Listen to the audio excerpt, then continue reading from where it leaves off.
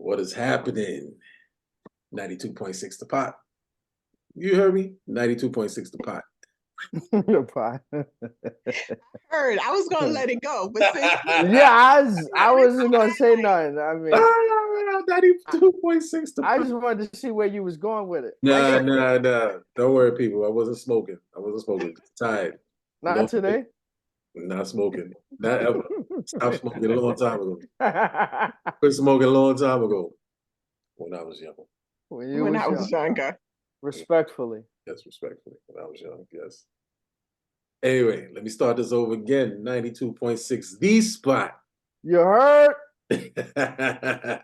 WKBP.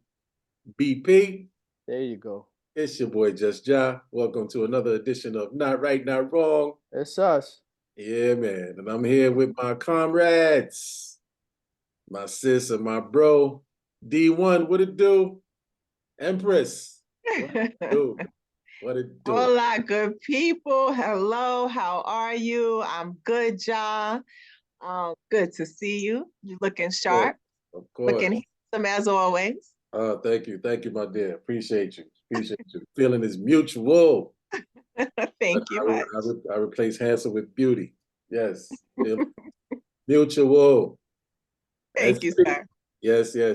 And speaking of handsome, pause. Oh God. My guy. What up?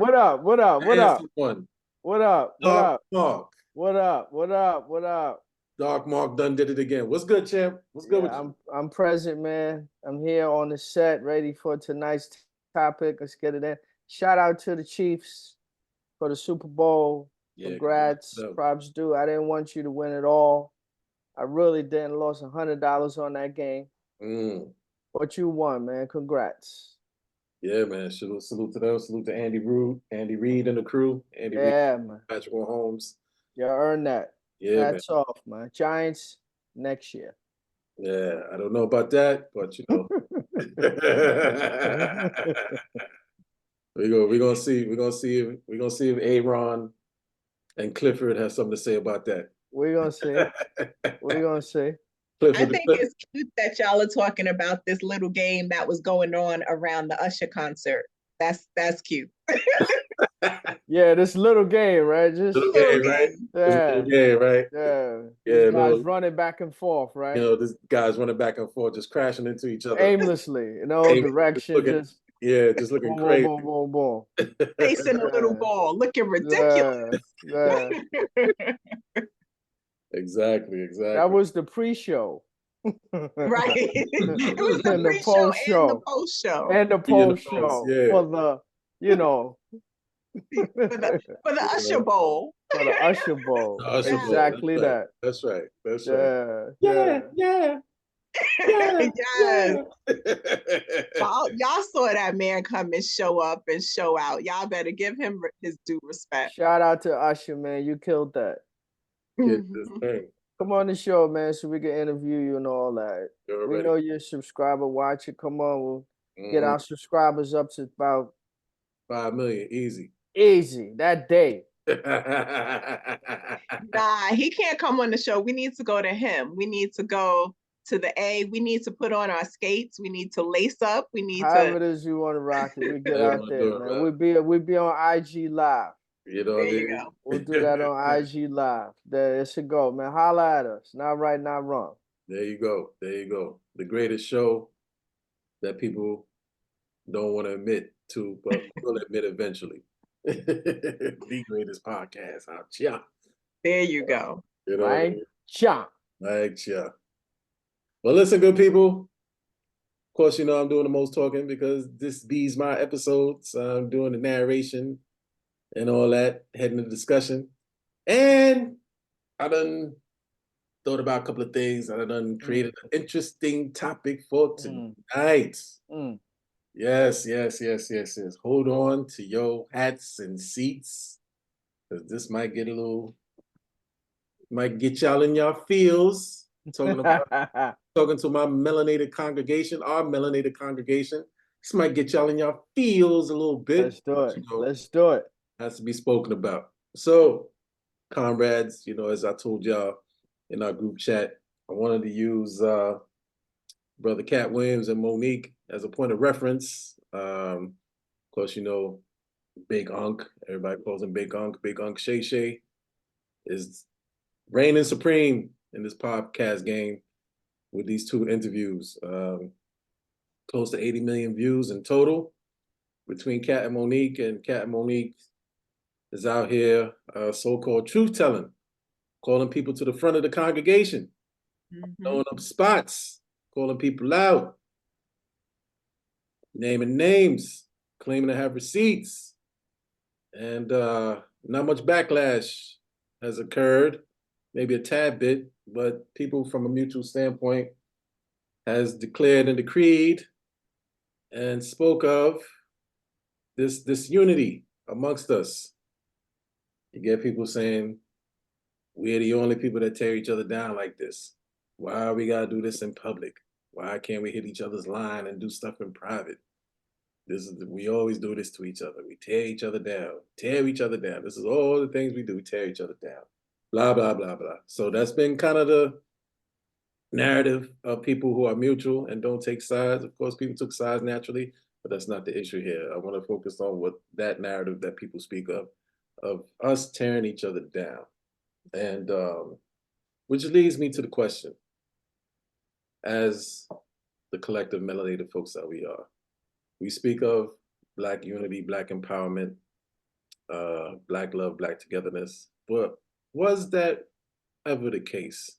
Because historically, people don't want to talk about this. You know, when people go historic, they want to talk about how we're suffering from post-traumatic slave syndrome, and we're descendants of slavery and the legacy trauma and the generational trauma that we all carry collectively as melanated people due to slavery. But they leave out the fact that our very own melanated brethren and sistren sold some of us into this. So we've been dealing with backstabbers and sellouts and coons and we've been hoodwinked. Being hoodwinked by our own historically for a very long time. So when people speak of this narrative, why are we always tearing each other down? Why are we always doing this to each other and stuff like that? Why can't we all just unite and figure things out? You gotta wonder, is that narrative a narrative that's really legit? So, D1, you know we always go with you, but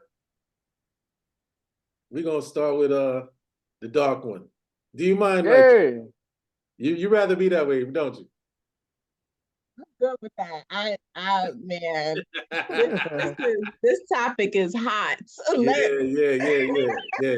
Yeah. I'm fine with sitting back for a second. Yeah. So, Brother Mark, lead us into the discussion, man. Your thoughts on this so-called lost unification of melanated folk. Unity and all that. Yeah. Go ahead, man. So these 2024, we truth telling. Go ahead, Mark. 2024. These are the same people that probably say there's such a thing as black on black crime, right? The same people. All we do is kill each other. We're killing ourselves. Crime is crime. There's no color with crime. It's crime. Start with this black on black thing, because then you try to back that up with some sort of statistics to say that Black people do this and Black people do that. It's crime. This is what human beings do. Despite, everything that's going on in this world and the things that we see that are extremely ugly, this is what human beings do to each other. This has nothing to do with the race. This has nothing to do with the creed. This has nothing to do with your color, nor your nationality. It's human beings. Human beings talk about each other. Human beings talk about each other with each other. Then they're going to talk about each other with you. Then they're going to talk about you to someone else. Then this may lead to something, whether it be someone talking about someone else, whether it lead to violence, whether it lead to more violence based on the previous violence. This is what happens with human beings. This world is imperfect. The only one that could bring about this change and bring this unity for all of us, not just Black people, for all of us, is God, period. So everything that you see now, you will continue to see it, and it will get worse. Now, the part that you can play in this, the role that you can play in this, until all this comes to an end, some catastrophic end, blows up, everything is done, all you can do is contribute to it to try to make it better while you are here. That's all you could do. Now, whatever means you choose to do that, whether it's you feeling like you only need to associate with blacks, whether you feel it's a color thing, pull people in and help my people, that's all up to you. My approach has always been universal. Why just help black people? Why we can't help everybody? They on this earth too. Everybody's here. It would be foolish for me to think that I'm going to go on this path and say, listen, I just want to do this for my own. I just want to do this for my own kind. I just want to do this for my own race. If you do it, fine, I'm not knocking you, but my approach will always be universal. Why we can't just bring everybody in and try to create this rainbow, so to speak, and everybody could be all a part of it. We could all be of the same mindset. We could all view each other the way it's intended, or the way Dr. King intended. That's the greatest point of reference I could use in regards to what he said. Why we can't do that based on what he said? So everything you see as far as the shows and people talking about each other, it's just going to get worse. Everybody got receipts on somebody. Everybody. Whether or not the person chooses to say it or whether or not they don't. It's up to that individual person. It's just what you do after these situations occur. And then at the same time, if you are in the spotlight and are a celebrity, whether or not they call celebrities, I don't know, you open yourself up to this type of criticism. You have to know that this is what comes with. Either they're going to say something good or they're going to say something bad. And then at the same time, what do people say? There's no such thing as bad press, right? So people are eating off of this. I guaranteed the t-shirts are already made. We was just talking about that. The t-shirts are already made. They got Monique t-shirts. They got Cat Williams t-shirts. They already got the t-shirts made. They got whatever you want to call it. Whatever quote Monique may have said about Oprah, they got the shirt. They got, they got Cat Williams shirts. Yeah. Someone is profiting off of all of this drama. So it's not a black thing. This is what human beings do. Why would you expect otherwise? And why are black people held to this standard to say that you shouldn't do that? Because of our past, we're still human beings. These are traits that are within. You understand? Some people are jealous. Some people are envious. Some people just don't like you just because you exist. Why would these things stop just because me and this other person are black? What if I felt this way about Ja? Why would that stop just because he's black too, right? Then we post to, oh, nah, that's my brother and all that. All that BS go out the window at some point.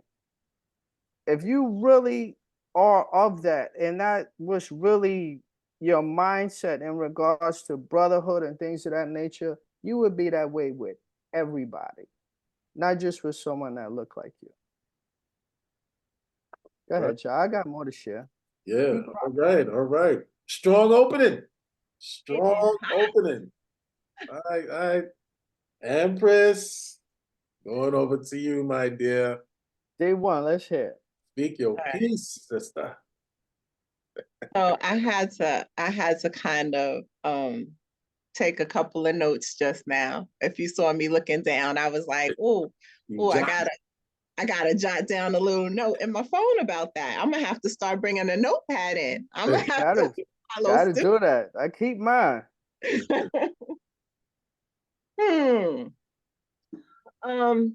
So, oh man,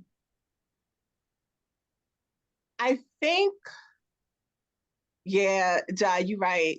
We don't often talk about. We talk about post-traumatic slave syndrome, but we don't talk about how some of us sold some of us out, right? That people were literally, we were capturing other tribes and delivering other tribes when the ship came in, We were holding each other captive in cages until the ships came in to collect who had been captured. And we don't talk about that all of the time. So, you know, I think this concept, I differ from Mark because I do think race plays a big part in my experience here in this land, in this land here. Respect.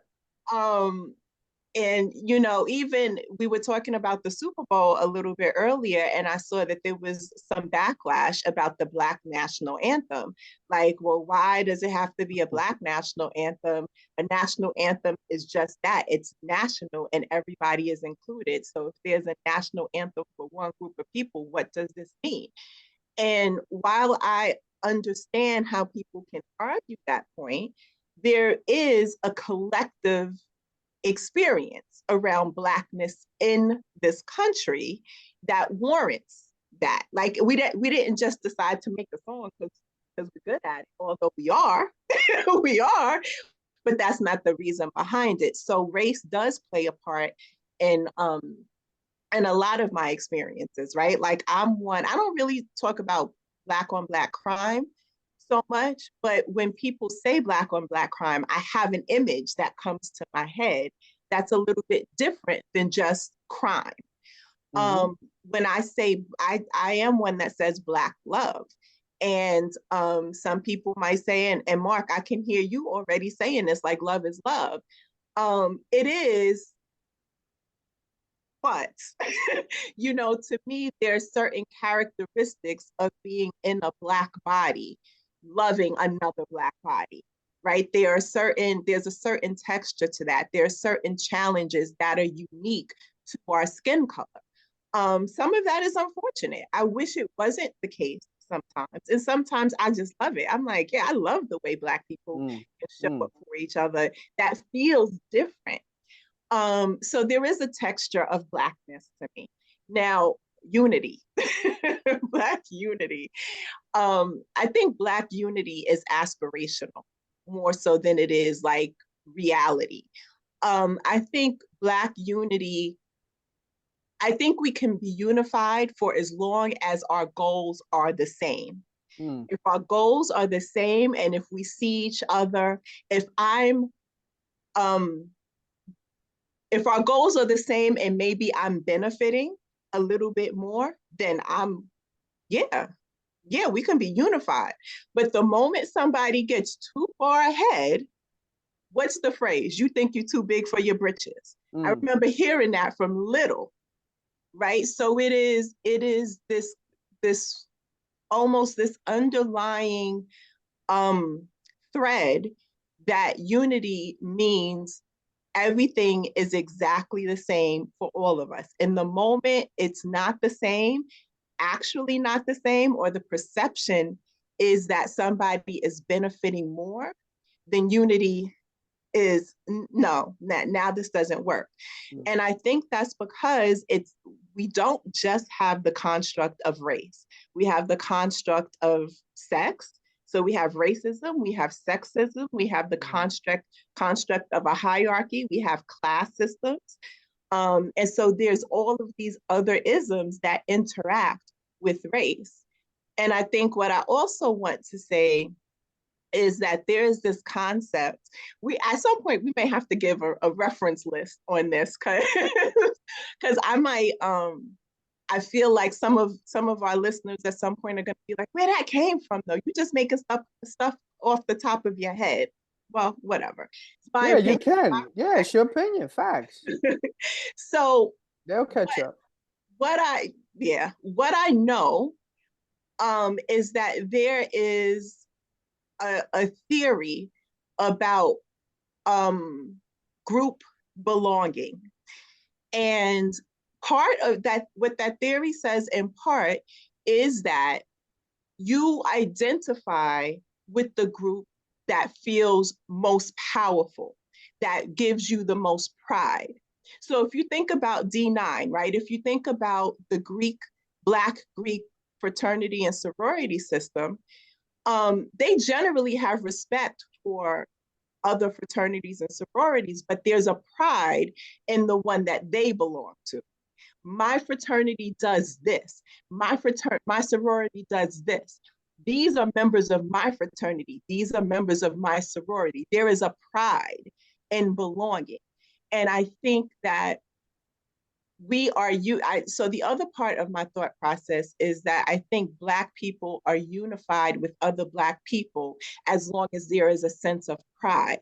But if I have a sense of pride with another group, I will defer to that group. So if I'm Black, but I'm wealthy, I'm probably going to defer to the wealth, because I'm probably going to have more pride and more power if I attach myself to them than if I just attach myself to this random Blackness. Black is big.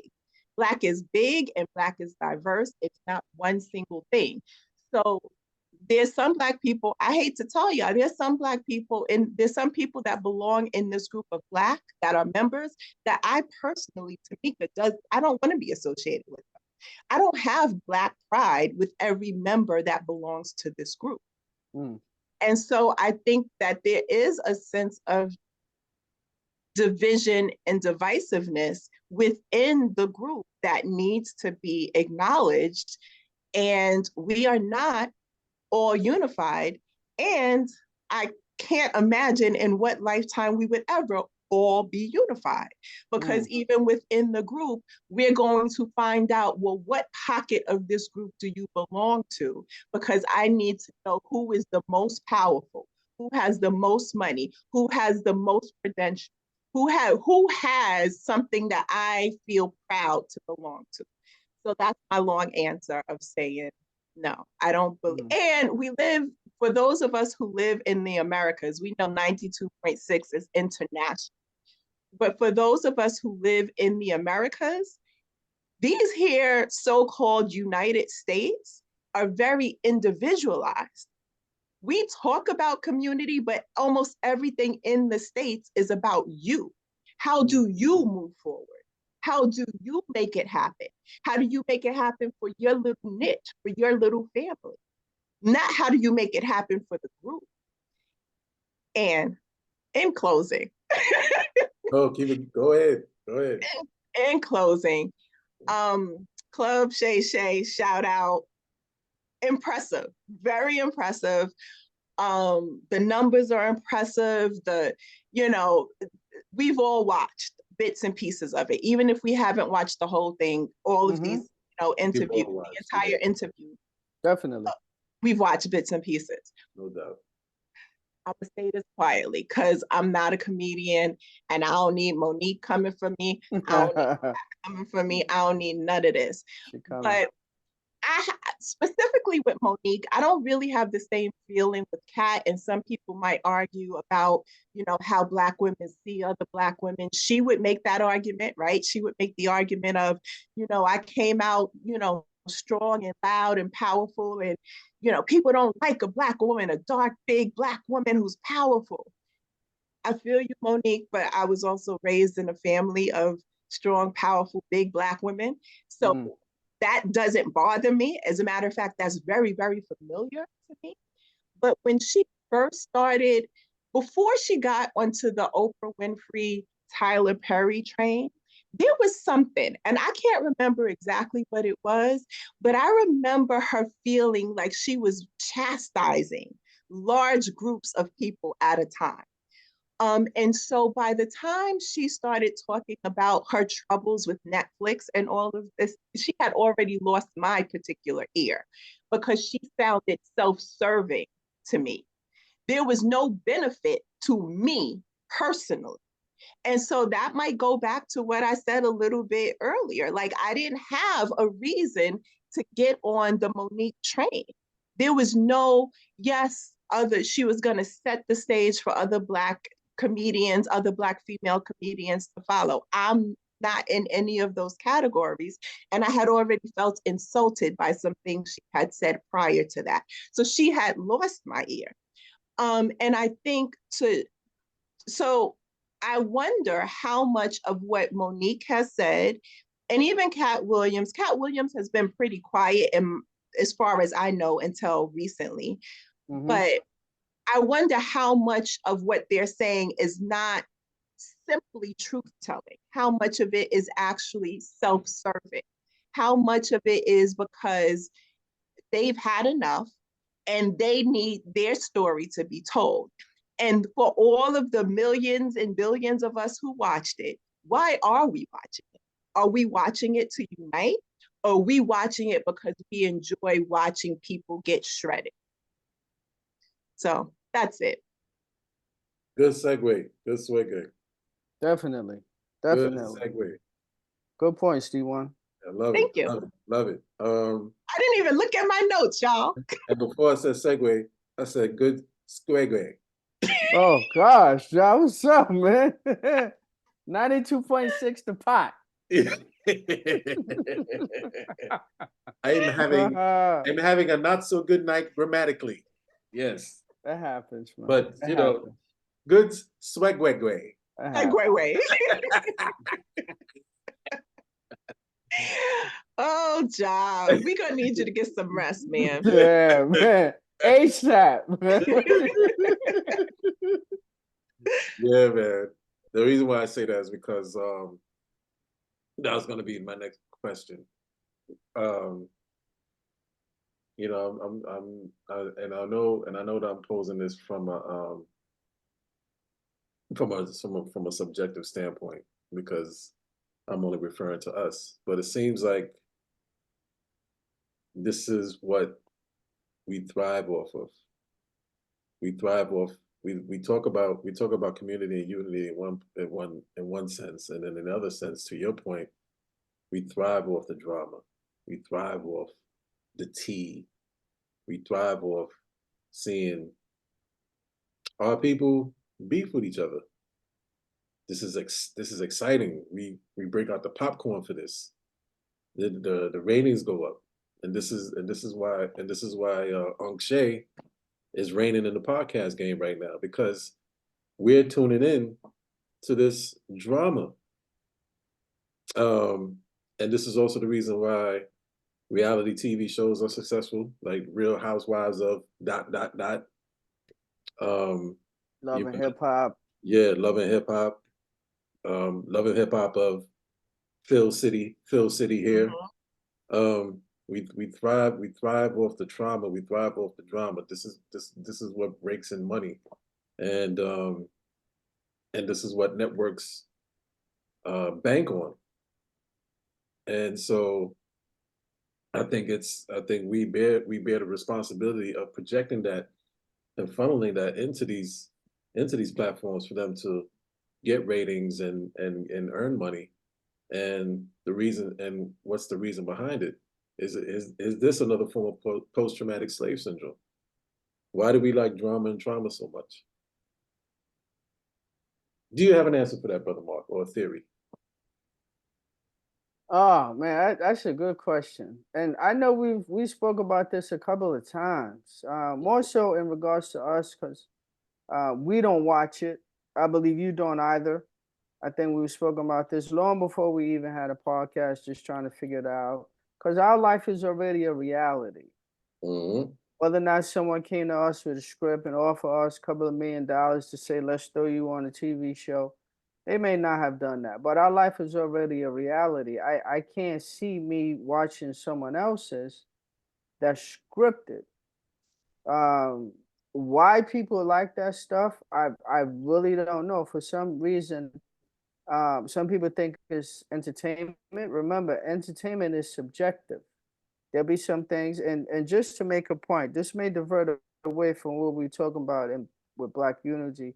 But allow me to do that for a second. We're gonna go way back to VCR days. Sure. Right? Remember when they had all kinds of video clubs? Everybody was opening up a video club where Yeah. you could rent VHS tapes and everything like that. So if y'all remember they had these VHS tapes called Faces of Death. Oh my God. You remember that? So Faces of Death was the most horrific things you have ever seen in your life. Horrific. You name it, you've seen it. People being beheaded, people having motorcycle accidents. They split in half. People dying in car accidents, firing squads. Horrific. But people actually watch this. There's an audience for it. People were renting these things. And for the life of me, I couldn't figure out why someone would really want to see this type of thing and just sit and eat a meal over it while you watch someone being decapitated. And mind you, all of this is real. This is not made up. This is not being done in the studio. All of these things are really happening. So going back to what you're saying, it's an audience for everything. Some people like this sort of thing. Now, as much as it is, we're talking about the people that do like it, we don't know the percentage of people that don't. Just because it's on TV and it's presented to us, we presume that people like it and they watch it. We don't know where the ratings may be going up and down, but there's a lot of people that just don't watch that. They're just not in the drama. They don't want to have nothing to do with it. They go online to find things that will make them laugh. Like me, I'd rather watch comedy or laugh than watch something dealing with some sort of reality show. So I can't even offer a definitive answer to think why people watch it, or us specifically, since we're on the topic, other than it just being another form of entertainment. And for every other thing we mentioned, like we was just talking about football and everything like that, some people just don't like football.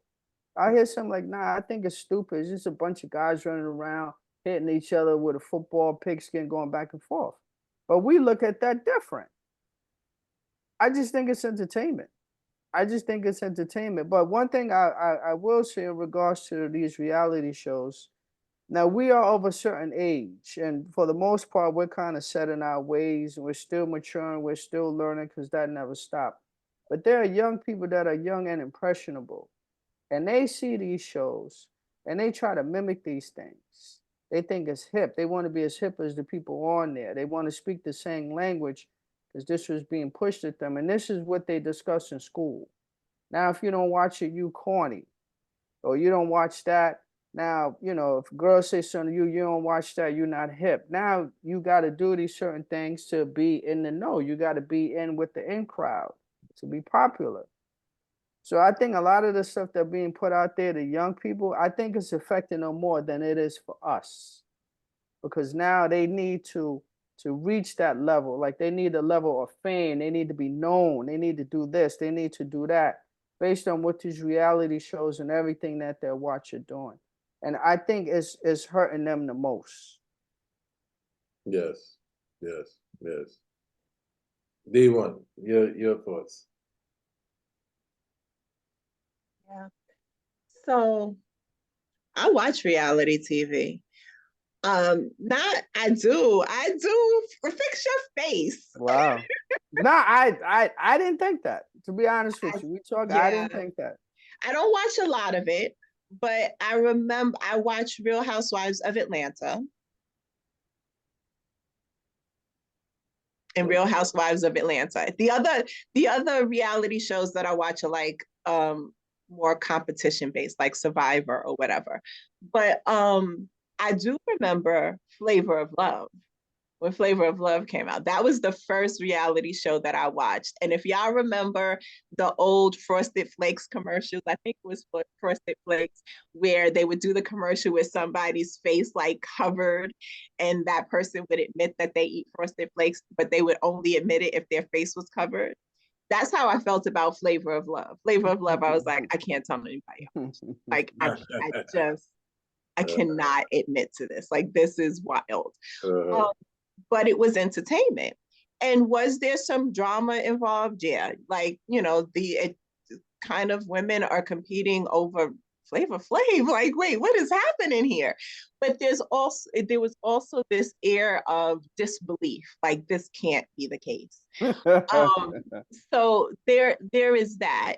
And I feel like I have certain limits on what I will watch and what I won't watch. But never mind that, because when we were all younger, like we're talking about young people today, right? Young people today got World Star and they got everything's YouTube, on social media, all everything. Of this thing. Listen, when we were younger, we had street fights. And C1, don't you dare, because I know we have chased down a couple of the same street fights. So-and-so is about to fight. What we would do, we would run to see it. We will run, we will watch it. Sadly. We will watch. So we're not better. We're not better. There's a portion of us, and there's probably other examples, but there's a portion of us that would watch the Faces of Death. I remember somebody pulling out Faces of Death in college, and I was like, what? Oh my God, get this off the screen. Like, what is happening? Like, what is this? But so we all have limits, but I think to me, I feel like it's important that we don't exclude ourselves, because even though we might not do all of the things, there are ways in which we have either witnessed and or participated in tearing someone else down. Mm-hmm. I know I have. I personally have. And the reason why some of those are very individualized, right? So some of those street fights I may have chased because I don't like this person either. But let's see what's gonna go down. Let's see what that is. And maybe there's a piece of I want to see if they get their ass whooped, because I don't like the movie. I want to see. This person been popping junk forever. They talk about they could do this and this and this. Let's see what they got. Let's see if they can actually fight. Let's see what's going to happen. Mm-hmm. Or you're going to do the shoulder thing in a circle. Like, what you? Oh, you going way back. You going back, boy. You going back. You going way back. Shoulder bump. Hell yeah. That shoulder circle was everything. Like, how long y'all going to do that? Yeah, they twirling for like 10 minutes. Yep. Oh, it was so good. It was entertainment. That was our reality. It was our reality. It was our entertainment. And so we've all had a piece of it to some extent. Though those are fights, most of the time people were able to go home from fights. But stuff can escalate, right? And not everybody always went home. So I don't know.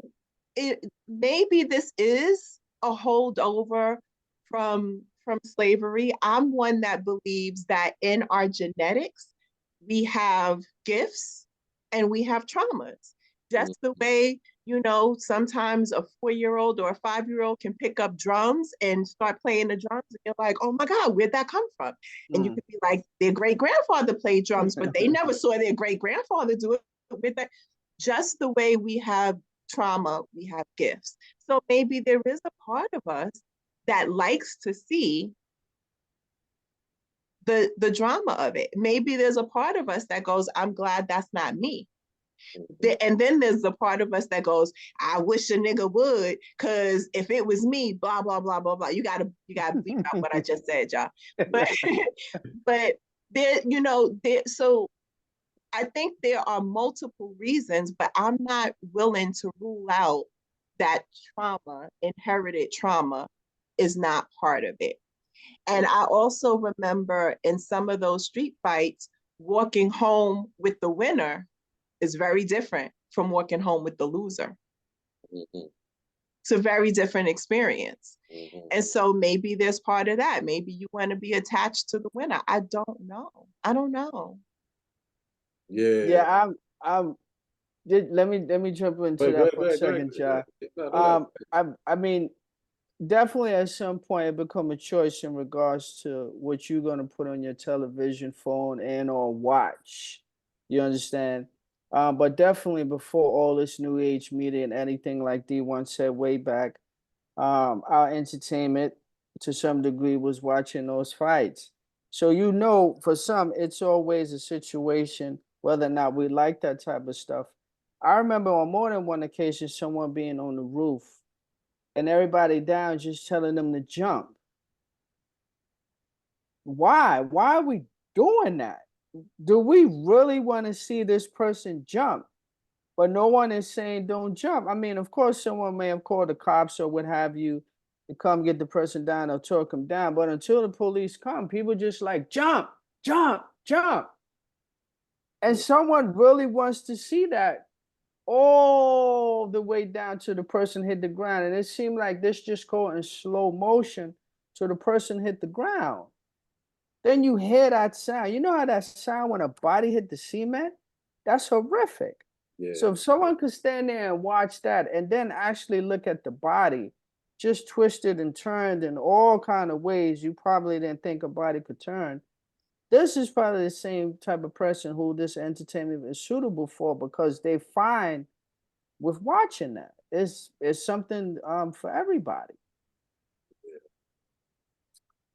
I'm not a obviously I'm not a psychologist or therapist or anything, but for me, I think that this whole knack for the guilty pleasures that all of us has collectively speaks to our level of self-worth at times, some more extreme than others. I mean, you could watch something and be curious about the drama to a certain aspect, but to be consistently wanting to participate and be involved in it and constantly wanting to pour into that type of energy. Collectively, I think collectively it speaks to us as a whole, and my opinion, it definitely can relate to post-traumatic slave syndrome, the level of self-worth or lack thereof. I think it's projected subconsciously in that way where we want to see somebody fail. You know, I'm just speaking from my own sector of people, melanated people. We want to see somebody fail. We want to see somebody get tore down. We want to see somebody get beat up. There's jealousy and envy that comes into play. And every time at first we get happy for a person, but then when we constantly see the constant success of said person, that happiness tends to turn into jealousy because we're not getting that same level of attention that said person is getting, and then it festers into jealousy and it festers into resentment, and then the resentment turns into wanting to tear said person down because they're tired of seeing that person be successful and uplifted and heralded so much. But it really speaks. But that's really not the issue of that person. It's the issue of the onlooker. And I think for us it takes a lot of self-examining. I think to Mark's point and to your point, D1, I think both of y'all at some point mentioned about self-examination, looking in within to really examine how do you feel about yourself, because if you felt 100%, if you felt completely great about yourself 100%, you wouldn't want to put into that energy, say like put into the energy of seeing a podcast like Uncle Shannon with Kat calling people out, or Monique calling people out, and you're like, ooh, ooh, ooh, ooh, ooh, ooh. You know what I mean? Or that fight that we all ran to in third grade because we seen two of the popular kids in the class, the two popular boys in the class or girls that got the hands, you know, they got the reputation of having the hands. So we want to see, ooh, that was like a big event. You know what I mean? So we want to align ourselves, be it positive or negative with something, because that alignment determines our self-worth. And it shouldn't. It really shouldn't, because it's not anyone's job to determine your own self-worth. That's their job to determine their own self-worth. It's our job individually to determine our own self-worth. And I think that also speaks to why there's so-called black on black crime in the community. It's really, I find it real. I mean, I definitely hear what Mark is saying with regards to black on black crime, but I think it's real fucked up and real telling where I, as a black man, can't walk through, say, Red Hook if I don't know nobody. You see what I'm saying? Like Red Hook, like if I'm a black man, I can't walk certain places where people that look like me are at because of a certain reputation. So because if I walk through there, and I don't know nobody, I'm food. You know what I'm saying? Like I'm gonna get got. Why is that? I think that, like, just using that example, it comes down to how do we value ourselves? And this is not, and I think this is American. And to your point, D1, I think this is more so American thing, not a worldwide thing. This is American. I think this is more so American thing because we only constitute 30% of the population, 12, 13, 14% of the population. And I think the irony in that is that in this country, at least from my vantage point, it's us as Americans that talk about community and unity, but yet we're really blowing smoke up each other's asses because we're not really about that. We talk about that, but we're really not about that. I don't know how it is worldwide, but here in America, there's the contradiction and the hypocrisy. Mm. You know what I mean? So so that, you know, that's my take on that. Do you guys feel that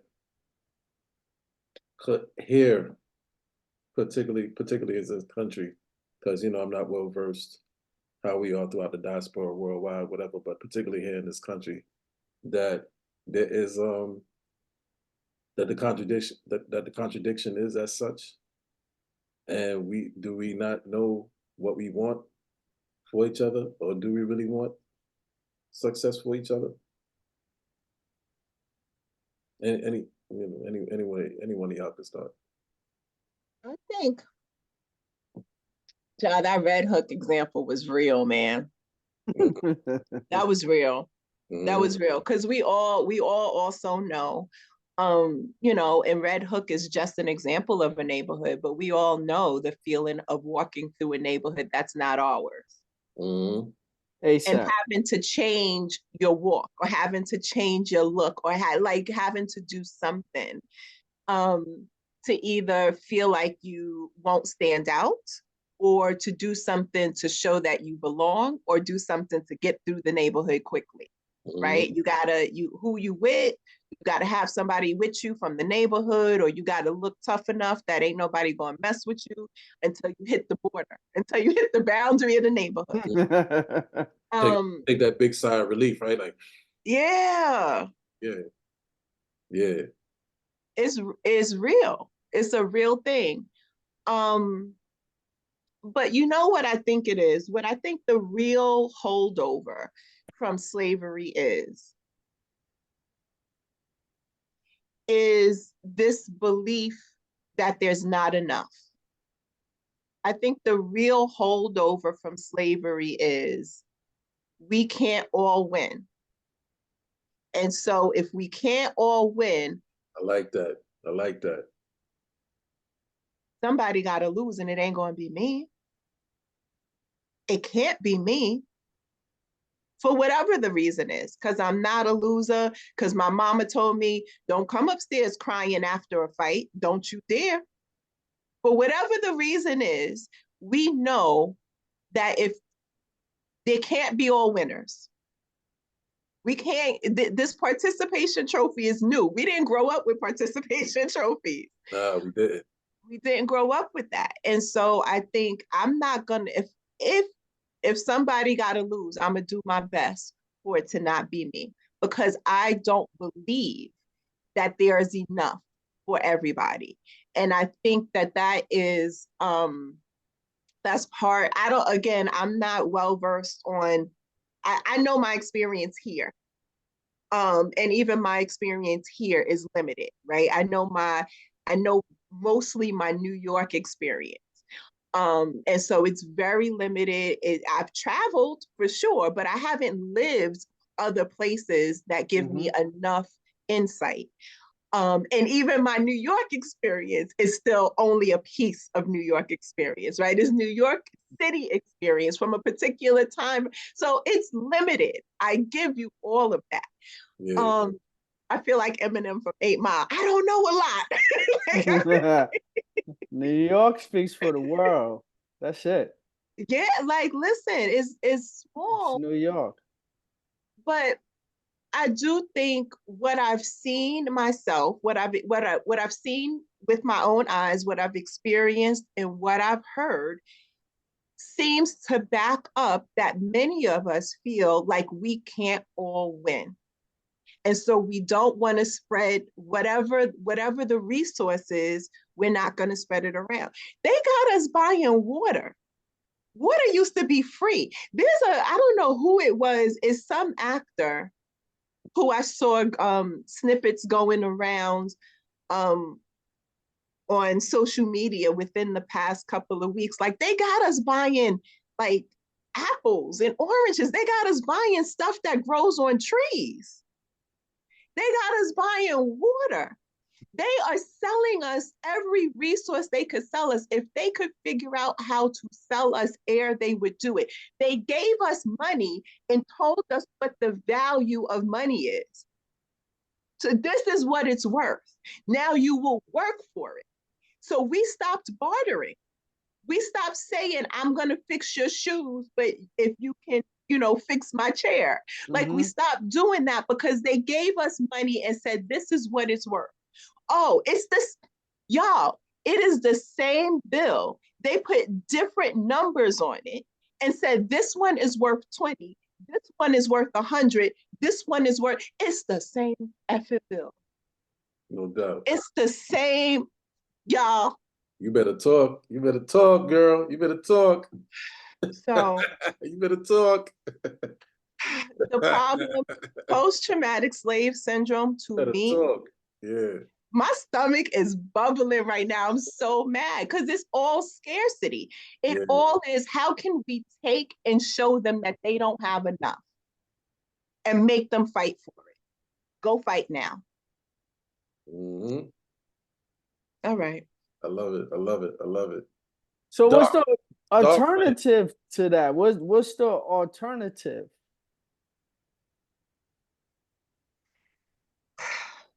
No, I'm saying I'm listening to you. So someone create a problem or mention in regards to, so this is what that is there. But what should we do now? You understand? So I listen to a lot of those things when people talk like that. So I'll use the Israelites for a mention. You know how the Israelites speak. You know the type of things that they say, and you know how you should govern your life if you are such, and if you are not, you know what you are. You could be walking down the street. They say this to black people. They say this to white people. They say this to anyone.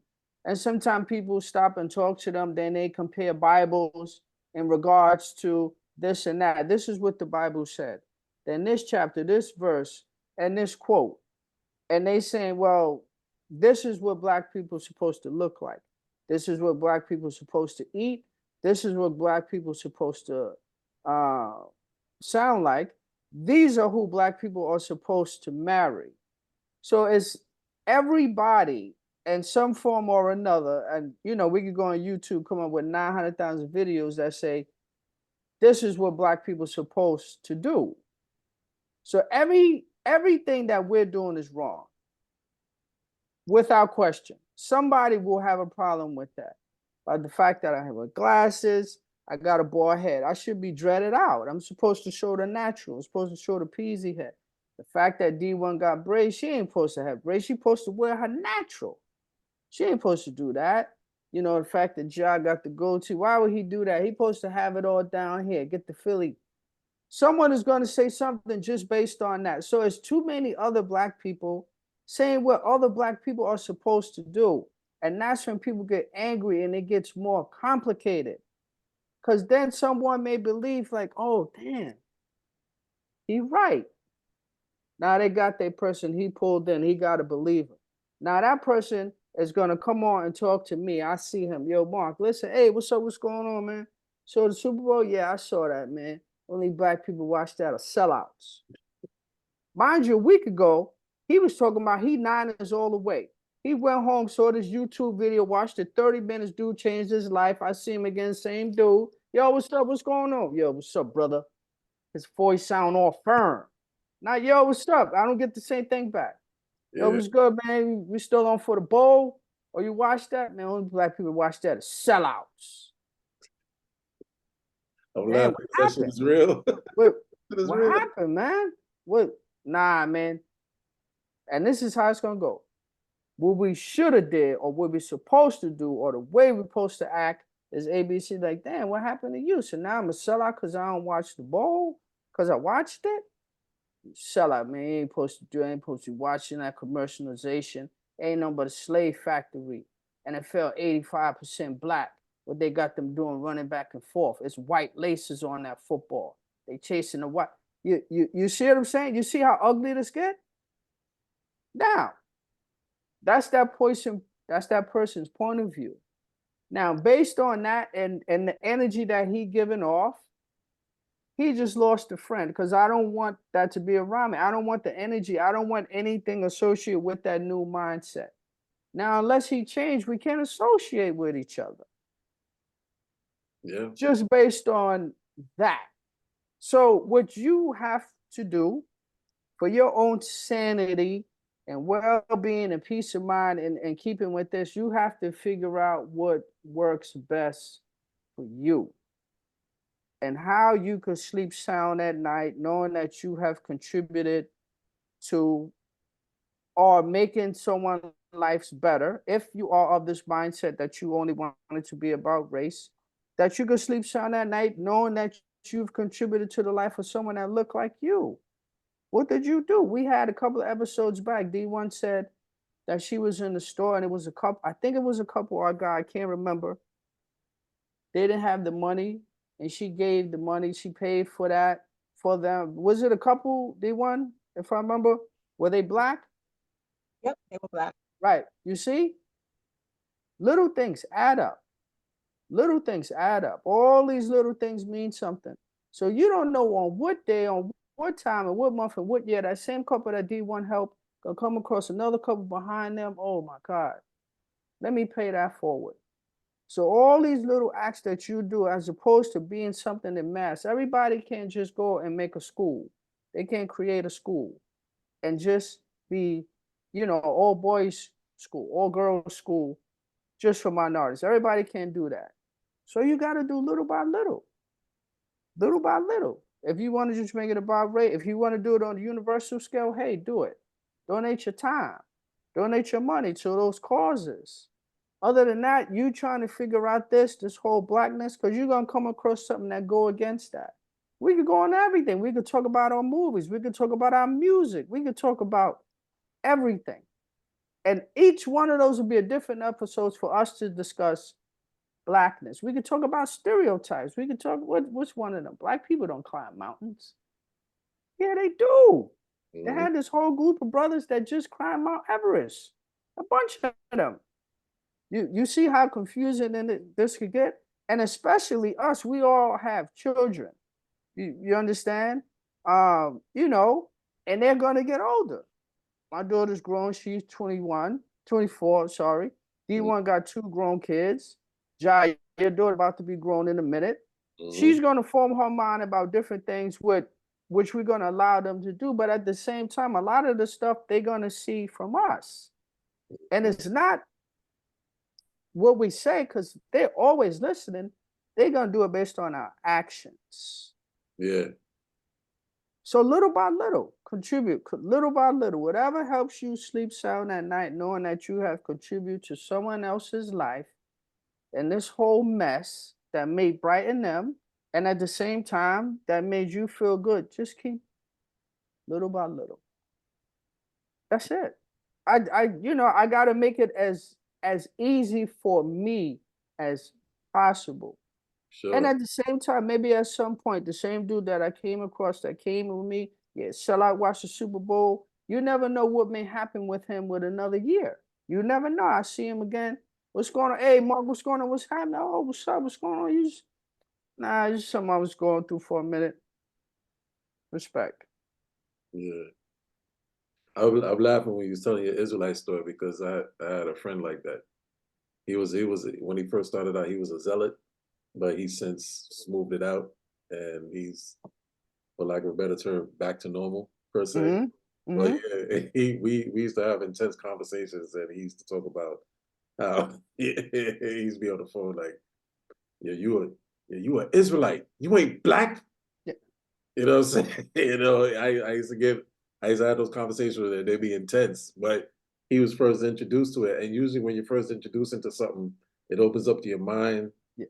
to a different way of thinking. You get excited about it, and you do become a zealot at first. But then after a while, you taper out. It's not to say you lost a belief in it, but you taper out. Mhm. You Mhm. you mature, and you put things in better perspective. You're like, all right, I still rock with this, but there's other people I'm dealing with out here. You know what I'm saying? And I don't, and I value my relationship more than my not more, but I value my relationship just as much as I value my newfound spirituality or religion, because that said relationship is just as important to me. So Dig it. I, let me taper it out. You know what I mean? In my case, at least, I'm sure in a lot of people's cases. Um, but in closing, I just wanna say this. I know for me, and I think this conversation about unity sits more prevalent with me, and I'm sure with a lot of other Black peoples because of how I was raised. I know personally for me how I was raised to appreciate the beauty, the ingenuity, the excellence, the talents of our people.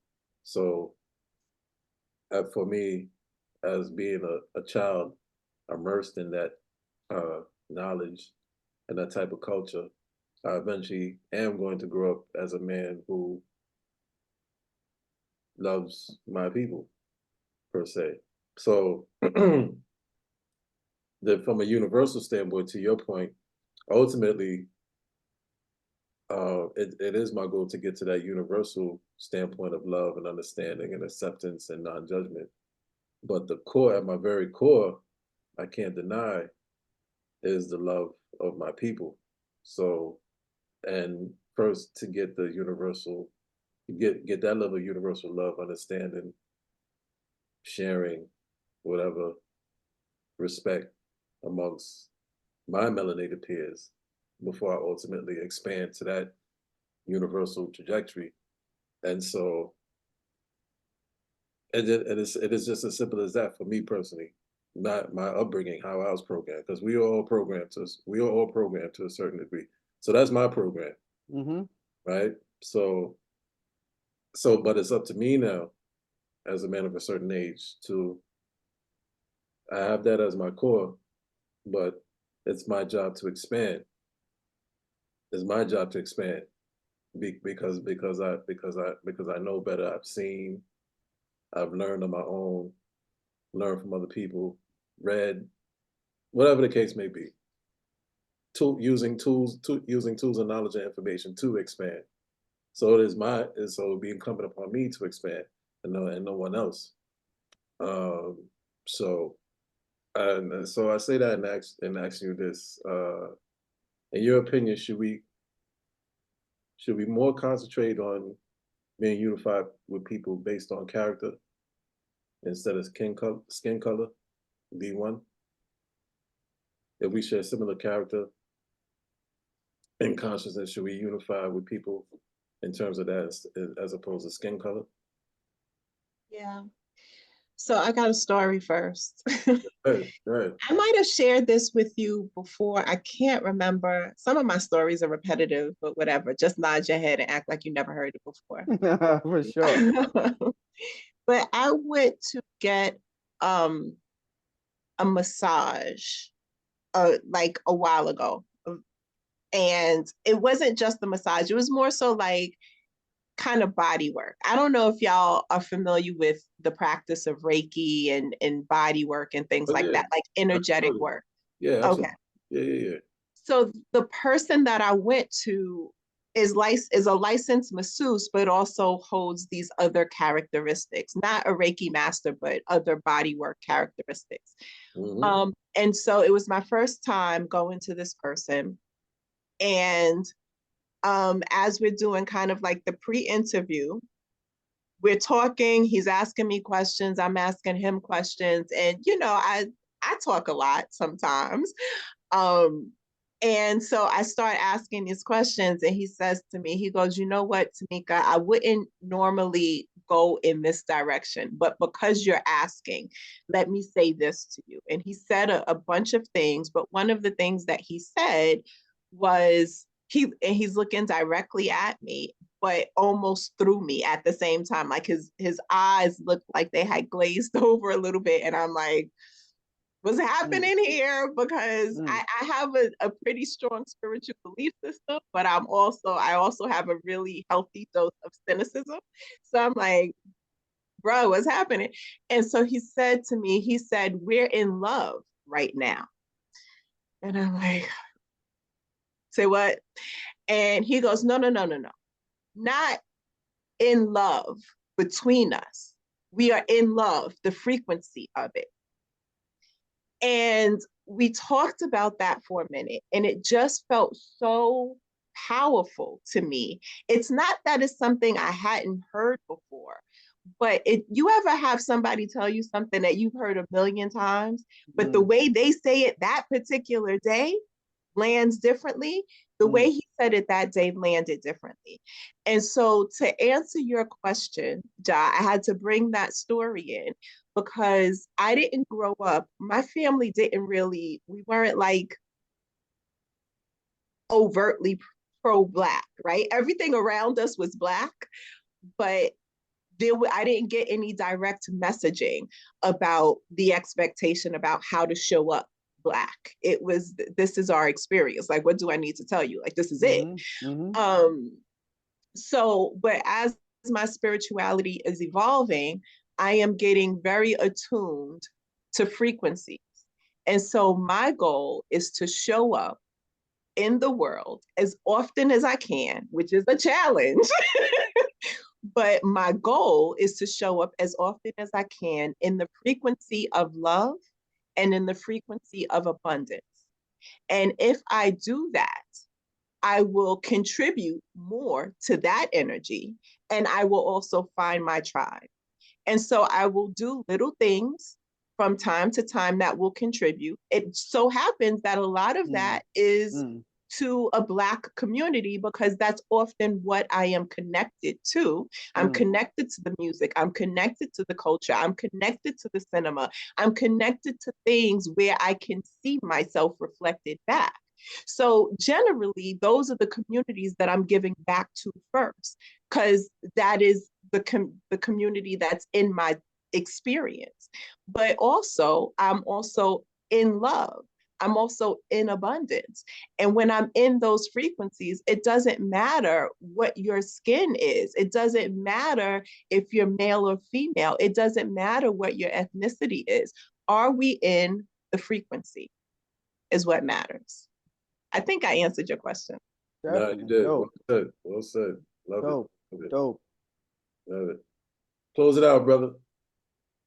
Well, I mean, you already know where I'm at with it. In regards to whether or not we should judge. It definitely should always and every time and anytime be about character.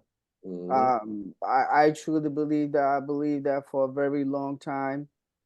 Especially if you know, if there's some sort of definition with you that you want to define based on how this look or you want it to look, or people that you want to align yourself with that have the same spirit or the same energy or may move like you're gonna feel like you're just gonna know it. These are things that don't have to be said. It's not like you go up to someone, hey, how you feel? You feel like this, I feel like this. All right, cool, we cool. This is never said, it's just understood, it's just felt. And you know what they say, birds of a feather flock together. You want to be in the same company for those that flock together just like you. And it's always about character. Not to say there won't be hiccups along the way in regards to you judging a person's character, because despite what people say, you hear this all the time, right? Yeah, I'm a good judge of character.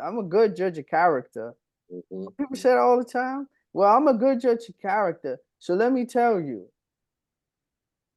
Yeah. We may not be, But no one can hide their true colors. So whether or not this person is faking and that's not who they really are, you're gonna see it at some point over time. Mhm. But trust your gut. You always get the right feelings, and this universe you want to create, just make it easy for yourself. I know a lot of people do different things and different things they read, and and may smoke or look in the stars. Oh man, I could go on for days and days for things that people do to figure these things out. I just want people to try not to make it as complicated as you can. Just try to make it easier for you. You understand? And people gonna come in your life and out of your life, but you want to move close to those, like D1 said, who you love, and you'll feel it. Yeah, I mean, I hate to bring up P. Diddy, especially on such a great topic, but he was the one that was always on that frequency. That's love frequency. Love, love, love, everything love. I know, This right? album, love. The frequency is love. That's love. Next frequency, we talking about love. This whole album is love. You gonna love it. You make love to it. You F to it. It's love. He, that's all he was saying with that last album, man. And that's such a powerful word.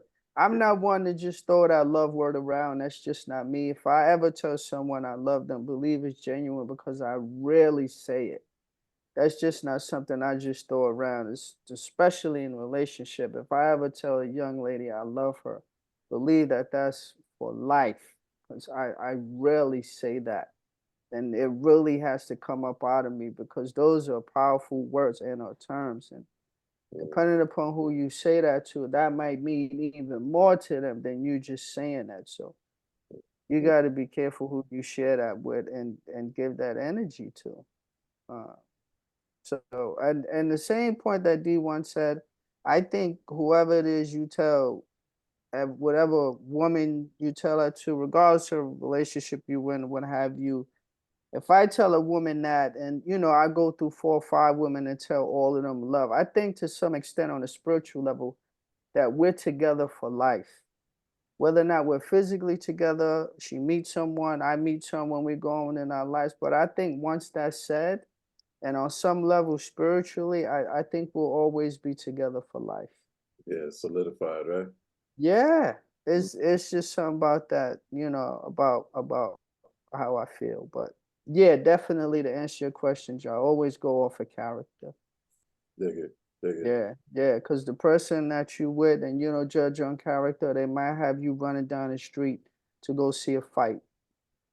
And then you get shot. Right? Indeed, indeed, indeed. What's understood doesn't need to be spoken. Thank you, comrades. This is a very Facts. powerful and Awesome. Awesome. conversation. Awesome topic, y'all. Awesome. Thank you, thank you, thank you, and awesome contributions from you too. Loved every minute of it. Indeed, indeed.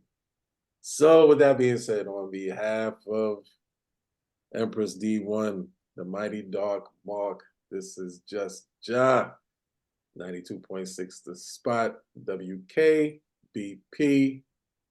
We are signing out. Till next time, peace and love. We're going to catch you on the next go round. Later. Kudos.